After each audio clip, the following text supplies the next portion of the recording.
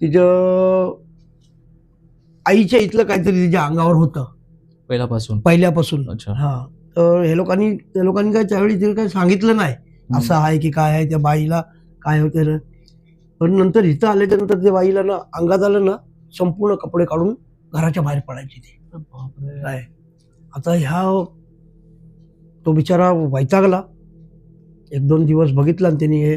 नंतर त्यांनी आपल्या आईला सांगितलं, आई अशी गोष्ट आहे काय, ही बाई कपडे वगैरे काढून सरळ पळून जाते बाहेर काय. आता काय करायचं हिला. मग त्या लोकांनी काय केलं, रात्रीच्या वेळी बाहेरून तिला लॉक मारून ठेवायचे. बाहेरून टाळं मारून चावी ते लोक सकाळी खोलायचे. रात्रीच्या मला लॉक मारून घरामध्ये दोघं नवरा बायको लॉक मारायचे. पण घरात पण ती अशीच करायची.